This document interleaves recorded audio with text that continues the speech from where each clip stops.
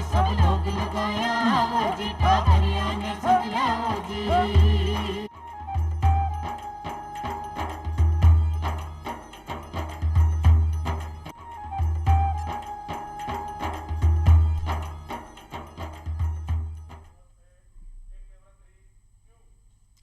चौपाल देखभाल सगळ्या ग्रामीण भाई बहना राम राम सा खमा गणी सा भाई बहना जो चौपाल रे मैं यहाँ पर रोजीना नवा नवा विषय ले और खासा हताई करा और सावटी जानकारी हासिल करा। उन्हीं प्रकार आज भी अपनी चौपाल रे मैं यहाँ पर एक न्यारो निर्वल और एक नवधु विषय ले हताया कर और खासा महत्व जानकारी हासिल कर। भाई बहना आपनो आज को विषय है ग्रामीण विकास के माई शिक्षा को महत्व है और जिसकी जानकारी ले आपने बीच पधारे स्कूल शिक्षा का संयुक्त निदेशक रतन सिंह जी यादव साहब आप चौपाल स्टूडियो में घणो घणो स्वागत है सर। यादव साहब शू पहली मारे ग्रामीण भाई बहना आप आ जानकारी दे रहा हो कि आप गांव का विकास में शिक्षा का महत्व की चर्चा कर, लेकिन गांव को निर्माण वे एक व्यक्ति शू और व्यक्ति को निर्माण भी का व्यक्तित्व को निर्माण में शिक्षा शू, तो एक व्यक्ति का निर्माण में शिक्षा कितनी महत्वपूर्ण है, भी को कहीं योगदान है? जी बहुत अच्छा प्रश्न आपने किया। शिक्षा का जो मूलभूत उद्देश्य है वो ये है कि व्यक्ति का सर्वांगीण विकास करना, जिसमें शारीरिक मानसिक उसका आध्यात्मिक संवेगात्मक और सामाजिक विकास अर्थात संतुलित विकास करना। व्यक्ति फिजिकली फिट रहे, मेंटली फिट रहे, समाज में एडजस्ट करने की क्षमताओं का उसमें विकास हो, संवेगों को सहन करने की शक्ति उसमें हो और आध्यात्मिक दृष्टि से भी वो संपन्न हो। इस तरह की संतुलित शिक्षा देना शिक्षा का उद्देश्य है। आदमी का व्यक्तित्व को संपूर्ण विकास ही शिक्षा को उद्देश्य है। कुछ जानकारियां रटाणु कुछ किताबें रटाणु भी को उद्देश्य को नहीं। आप बहुत अच्छी जानकारी दी। एक साथ में आप बताओ साहब जी, यहाँ सरकार भी कुछ चिंतित रहे कि गांव को विकास हुए तो गांव का सारा लोग शिक्षा प्राप्त कर ले, तो सरकार की तरफ से यानी कि कौन सो एक आग्रह है कि जिसके तहत हर आदमी पूरी शिक्षा प्राप्त कर सके? जैसा कि आप लोग जानते हैं कि भारत की 70% से अधिक जनसंख्या अभी भी गाँव में निवास करती है, अर्थात भारत गाँव का देश है। और जब बड़ी संख्या में लोग गांव में रहते हैं और जब तक गांव का विकास नहीं होगा तब तक देश का समाज का विकास नहीं हो सकता। और विकास का प्रमुख और पहला पायदान है शिक्षा, बेहतर शिक्षा, गुणवत्तापूर्ण शिक्षा।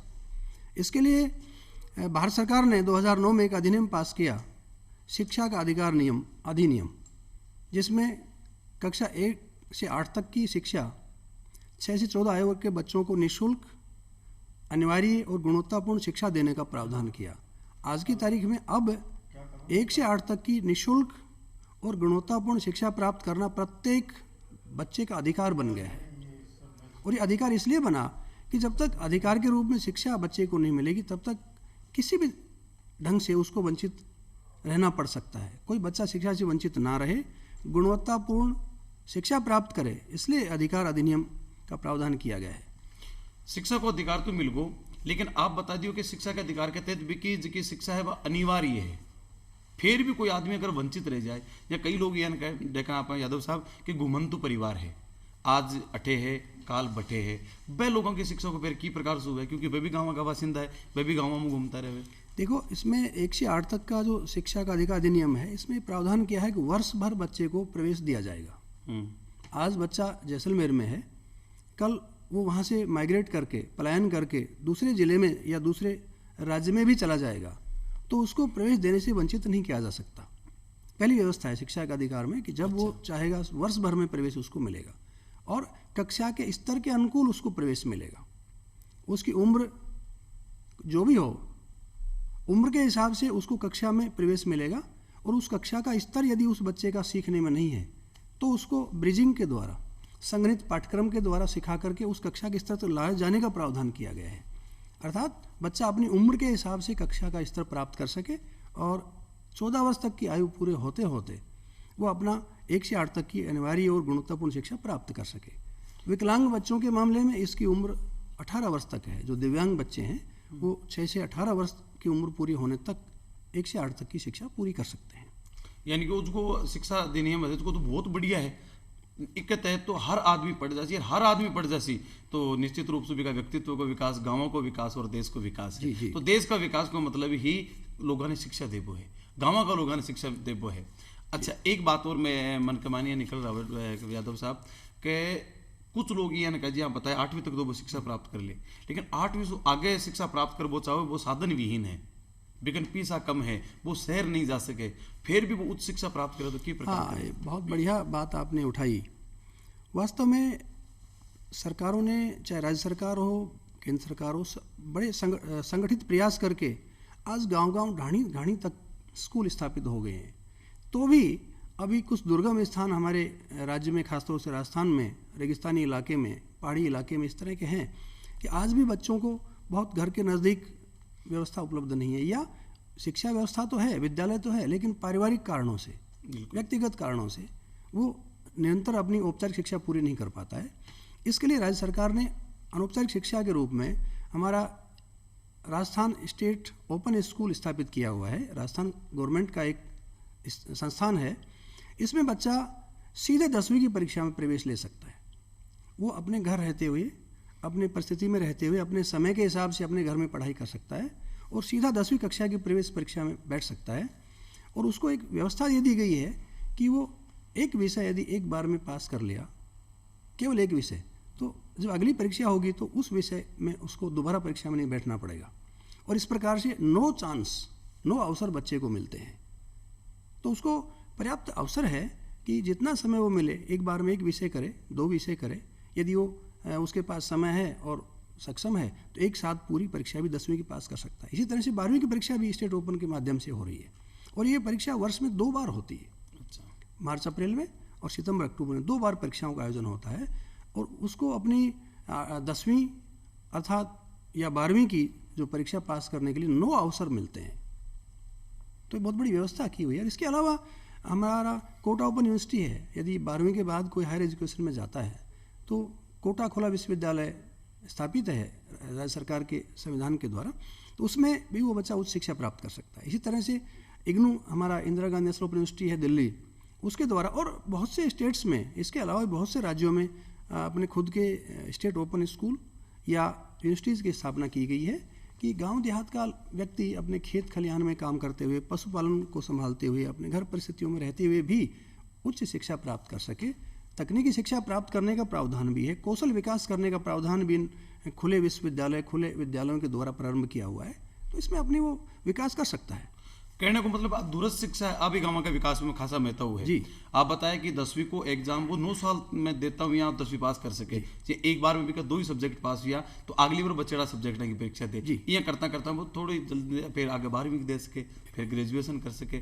बहुत ही अच्छी जानकारी है। दूरस्थ शिक्षा को भाई बना आपा जरूर भी को फायदो अपन लेना चाहिए ताकि आपा अपना जगह हूस आपा पूरी नहीं कर पाए वह हूस आपा पूरी कर सका।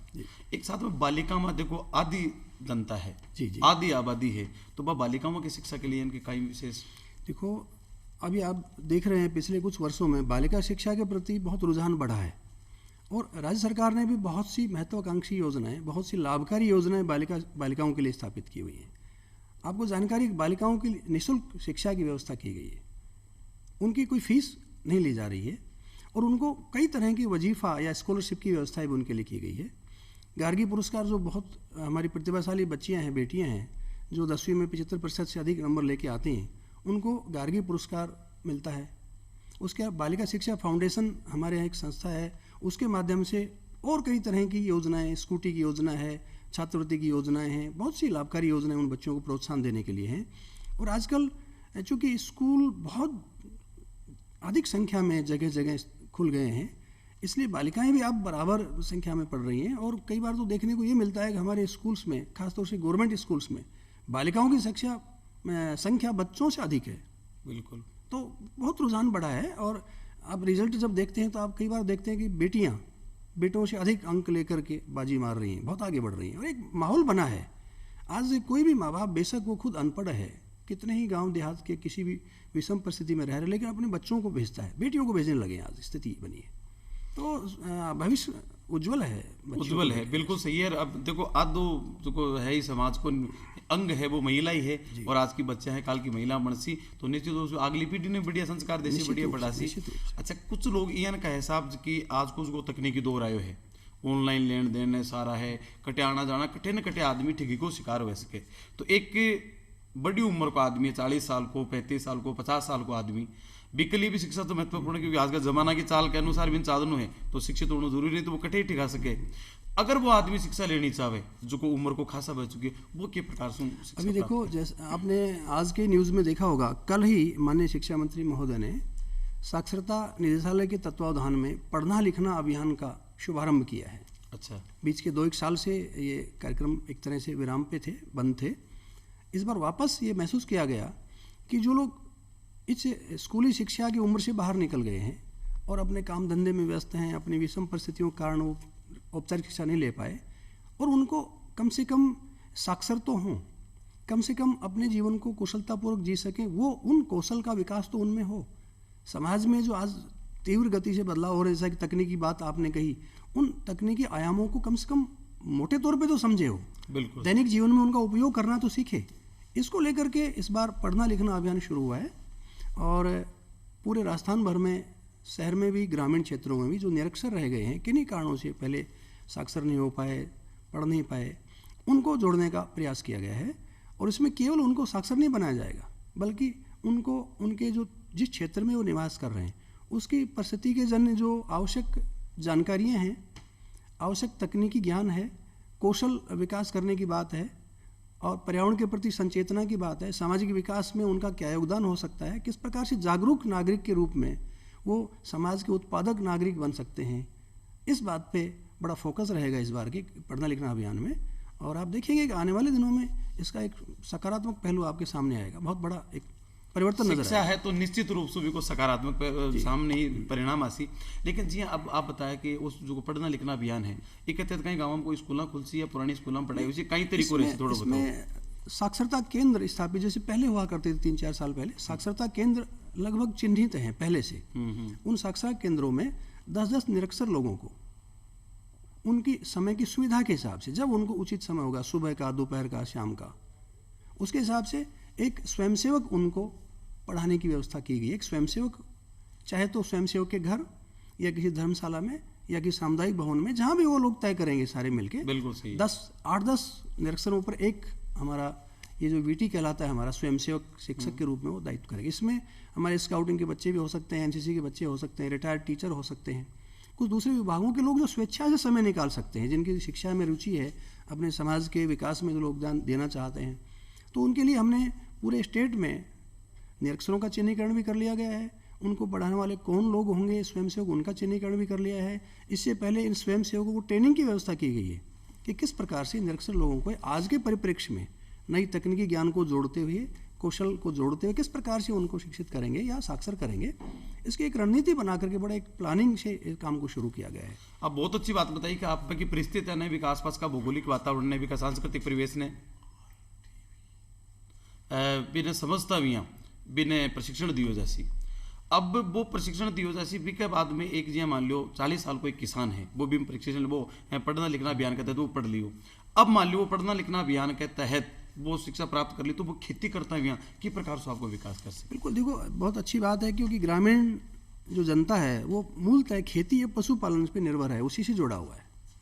और इस बात के ध्यान रखा जाएगा कि उनको उन्नत कृषि कैसे हो, अच्छी नस्ल के पशु कैसे पालें, दुग्ध उत्पादन, मछली पालन और दूसरे जो मधुमक्खी पालन वगैरह के व्यवसाय हैं, जो ग्रामीण क्षेत्रीय व्यवसाय माने जाते हैं, उनके आर्थिक स्थिति उन्नत करने के लिए उनमें कैसे बेहतर ढंग से वो काम करेगा, इसकी जानकारी उपलब्ध करवाई जाएगी। साथ साथ कृषि एक बहुत बड़ा विषय है। आधुनिक तरीके से, आधुनिक मशीनों से, आधुनिक बीज का उपयोग करते हुए, कीटनाशकों का उपयोग करते हुए, उन्नत किस्म की फसलों का बीज का उपयोग करते हुए किस प्रकार से बेहतर उत्पादन किसान ले, ग्राम का आदमी ले, और अपने मार्केट में किस प्रकार से एक लाभकारी मूल्य प्राप्त करे, इस तरह की सारी जानकारी उनको दी जाएगी। कौन सी फसल कब बोएं, कौन सी फसल बोने से अधिक आर्थिक लाभ होगा, कौन सी कॉमर्शियल फसल बोएं, आजकल पानी की कमी हो रही है ज़मीन में, तो कौन सी फसल, कौन सा बीज, कौन सी फसल बोएं जिससे कि कम पानी में अधिक उत्पादन हो सके, पानी की बचत भी हो, उत्पादन भी बढ़े, और किस प्रकार से फलदार पौधों का विकास हो, किस प्रकार से फूलों की खेती हो। बिल्कुल सही है। इन सब बातों पे बहुत विदेशी जो हमारे इजराइल वगैरह की टेक्निक है, दूसरे देशों की टेक्निकी है, टेक्नोलॉजी, उसको मानते हुए, सीखते हुए इस पे ये चीज़ें लेने की कोशिश की जा रही है। तो बहुत एक संतुलित सा और एक ऑर्गेनाइज्ड वे में, जिसको मैं कहूँ व्यवस्थित प्रयास किया जा रहा है। बिल्कुल, किसान निश्चित रूप से भी कोई फायदा नहीं। एक जो RTE शिक्षा को अधिकार है, इस शिक्षा का अधिकार के तहत गाँव का विकास में कई भूमिका रहेगी और किस प्रकार से विकास। देखो, इसमें हर जगह एक जवाबदेही तय की गई है शिक्षा के अधिकार में। अभिभावकों से भी अब अपेक्षा की गई है कि वो बच्चों को आवश्यक रूप से विद्यालयों में भेजेंगे। पहला, यद्यपि अभिभावक भेजना भी चाहते हैं, तब इसमें थोड़ा सा एक मैं यूँ कहूँगा कि भारी आग्रह है कि बच्चे को हर सूरत में विद्यालय भेजना है। दूसरी बात, जो शिक्षक है उनका दायित्व तय किया गया है कि बच्चे को 1 से 8 तक की गुणवत्तापूर्ण शिक्षा प्रदान करना अब उनका कर्तव्य बन गया है, मूल कर्तव्य, और बच्चे का वो शिक्षा प्राप्त करना मूल अधिकार बन गया है। तो उसको ध्यान रखते हुए शिक्षक भी जागरूक हैं। फिर लोकल अथॉरिटी तय की गई है, स्थानीय अधिकारी, उनका दायित्व दिया गया है कि विद्यालय समय पे खुलें, शिक्षक समय पे विद्यालय में आएँ, शिक्षक की व्यवस्था बराबर होती रहे, हर 2 साल में रेशनलाइजेशन हो, बच्चे की संख्या बढ़ गई तो शिक्षक उसी अनुपात में बढ़ने चाहिए। इस तरह की एक व्यवस्था, बहुत अच्छी व्यवस्था की गई है। तो आरटी एक्ट के बाद में आप देख रहे हो कि बड़ी संख्या में बच्चों का नामांकन बढ़ा है, बिल्कुल बढ़िया, बड़ी संख्या में नाम। इसका मतलब यही है कि हर स्तर पर ये संगठित प्रयास है, अभिभावक के स्तर पर, शिक्षक के स्तर पर, लोकल अधिकारियों के स्तर पर, जनप्रतिनिधियों के स्तर पर, कि बच्चा स्कूल में आए ही आए। एक आप बताइए कि मैंने कि जो शिक्षा को अधिकारी कहते हैं तो गुणवत्तापूर्वक शिक्षा जी। गुणवत्तापूर्वक शिक्षा जो कहीं गुणवत्ता का एक ही आशय है कि बच्चा पक्का पक्का सीखे, समझे, केवल रटे नहीं, रटकर परीक्षा पास कर ले, वो व्यवस्था नहीं है। मतलब समझ विकसित हो। एक कहावत है कि पढ़ियो पण गुणियो को नहीं, गुणने वाली बात है। पढ़ाशे भी और गुणाशे भी, एक्चुअल में यही शब्द सही है, गुणना, समझ विकसित करना, और जो नॉलेज, वो ज्ञान ले रहा है उसको दैनिक जीवन में किस तरह से बेहतर उपयोग हो कर सके, ये गुणवत्तापूर्ण शिक्षा है। मतलब वो पक्का पक्का सीखे, और जो सीखे उसका सदुपयोग करना सीखे, दैनिक जीवन में उसका व्यवहार में उपयोग करना सीखे, और केवल तालीम लेने के लिए, केवल सर्टिफिकेट डिग्री लेने के लिए शिक्षा ना हो, जबकि उसका व्यक्तित्व का विकास हो, निखार हो, वो बेहतर जीवन जी सके, अपने को स्थापित कर सके समाज में, समाज का उपयोगी नागरिक बन सके, उत्पादक नागरिक बन सके, समाज के आर्थिक उन्नति में भी योगदान वो दे सके। इस प्रकार गुणवत्ता का एक बहुत बड़ा, गुणवत्ता बड़ा कंसेप्ट है अपने आप में, कॉम्प्रिहेंसिव आयाम इसके साथ जुड़ा हुआ है, पूरी तरह से वो एक योग्य नागरिक देश के लिए बन पाए।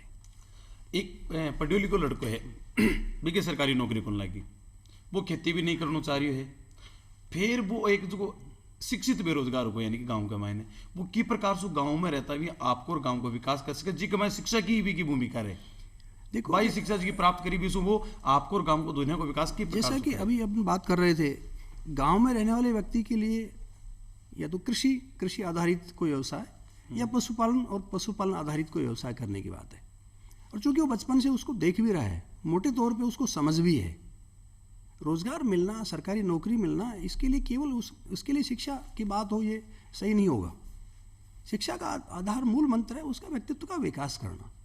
और फिर ग्रामीण क्षेत्र में रहते हुए जो गांव में संसाधन है, सुविधाएं हैं, पढ़ा लिखा व्यक्ति न केवल अपना भला करेगा बल्कि अपने परिवार को, समाज को, जो दूसरे लोग हैं उनसे कम पढ़े लिखे लोग हैं जिनके पास उतनी समझ नहीं है, उनको साथ लेकर कोई भी काम वो करेगा तो औरों से बेहतर करेगा। बाजार में जाएगा तो अपनी चीज़ खरीदने में भी और बेचने में भी वो सफल होगा।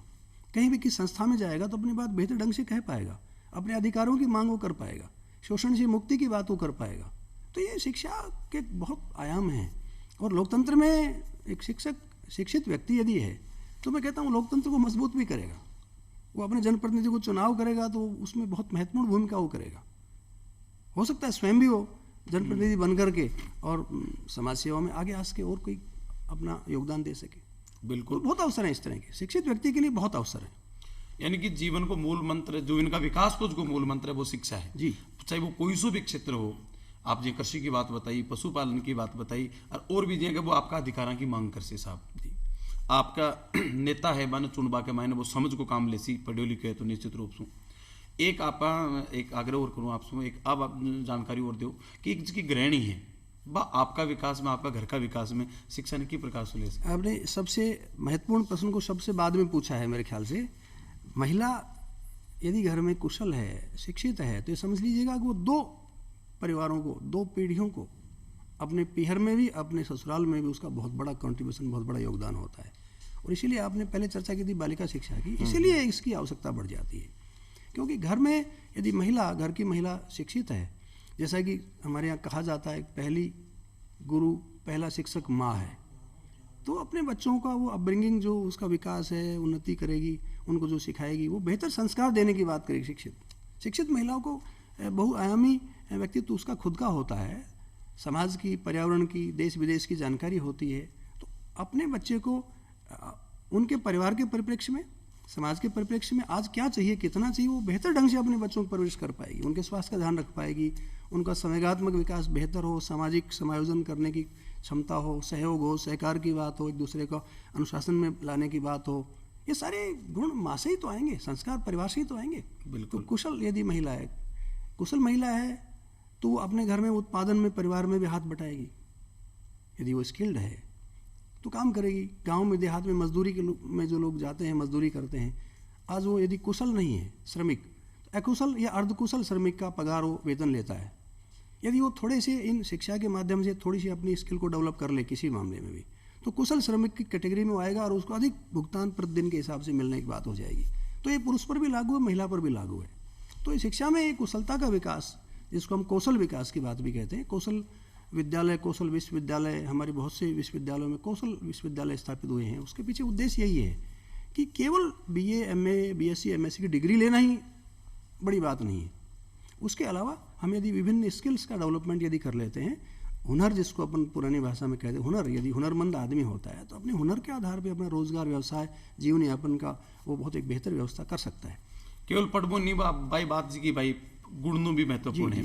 तो एक जो गांव के मायने एक शिक्षित आदमी है, वो यानी कि आपके शिक्षा को प्रयोग करता हुआ आपको ज्ञान को, आपका कौशल को, क्योंकि वर्तमान में आप देखा तो प्रधानमंत्री जी को एक सपनों है कि आत्मनिर्भर भारत, हर मोटियार है वो काम कोई का नाम मांगे नहीं, खुद लोगों ने काम दे। तो अब गांव में इनका कौन कौन सा वो पढ़े लिखे आदमी उद्योग धंधा स्थापित कर सके, बिकमायने कि वो गांव का विकास में बहुत महत्वपूर्ण भूमिका देखो, निभाए। अपने पशुपालन से, दुग्ध उत्पादन का आधार पे हो, कोई भी व्यवसाय, दूध से जुड़ी कोई भी चीज़, पनीर बना के बेच सकता है, खोआ बना के बेच सकता है वो, बल्कि छाछ, आजकल छाछ गांव से लेकर शहर में लोग छाछ की बेच कर दूध की बिक्री कर सकते हैं। दुग्ध और दूध उत्पादन की बात है, वो कर सकता है। इसी तरह खेती में वो अचार, जैम, जेली, मुरब्बा बना करके बहुत से लोग अपने, आंवला की खेती करते हैं, आंवला का जूस आज निकल रहा है, एलोवेरा का जूस निकाल के बेच रहे हैं। बहुत से लोग अपने तकनीकी थोड़ा सा ज्ञान बढ़ा करके इस तरह बहुत से लोशन, बहुत से मेकअप के आइटम, ग्रामीण जो उत्पाद हैं, खेती के उत्पाद हैं, उनसे कर रहे हैं। छोटी छोटी मैं चिकित्सा पद्धति लोगों ने अपनी नेचुरोपैथी के साथ, खान पान के साथ वो पद्धतियाँ विकसित कर ली हैं लोगों ने। क्या खाएं, कैसे खाएं, कितना खाएं, हरा खाएं, हरी सब्जियां खाएं, कच्चा खाएं, उबाल के खाएं, किस रूप में, ये बहुत से तरह के तकनीकी आजकल लोग सीख रहे हैं और अपना व्यवसाय कर रहे हैं। बहुत बड़ा लार्ज स्केल पे व्यवसाय हो रहा है इस तरह के लोग। युवा लोग जो शिक्षित हैं वो बाहर से प्रशिक्षण लेते हैं, जो लोग दूसरे शहरों में, दूसरे राज्यों में, दूसरे देशों में कर रहे हैं, उनको देख करके, आजकल तो ऑनलाइन टेक्निक इतनी होगी, गूगल के माध्यम से लोग सीखते हैं कि किस देश में खेती के आधार पर कौन कौन से व्यवसाय हो रहे हैं, पशुपालन के आधार पर कौन कौन से व्यवसाय हो रहे हैं, उनको सीख रहे हैं और उनको अडोप्ट कर रहे हैं। बिल्कुल। और मतलब वो आत्मनिर्भर भारत की जो परिकल्पना है प्रधानमंत्री जी की, जैसे आपने कहा, वो साकार होती दिख रही है कि लोग सीख के और अपने आत्म, वो एंटरप्रेन्योरशिप की जो बात आपने की, वो शुरू हो चुकी है। आज युवा, आप देख रहे हो, पहले केवल सरकारी नौकरी की तरफ भागने की बात होती, आज सरकारी नौकरी के अलावा खुद अपना कुछ करने का जज्बा लोगों में पैदा हो रहा है। बिल्कुल। और व्यवस्थाएं सरकार की तरफ से भी मिल रही हैं, इसमें बहुत से लोन वगैरह की फैसिलिटी भी हैं, अनुदान की बातें भी हो रही हैं कि अपना खुद का करो।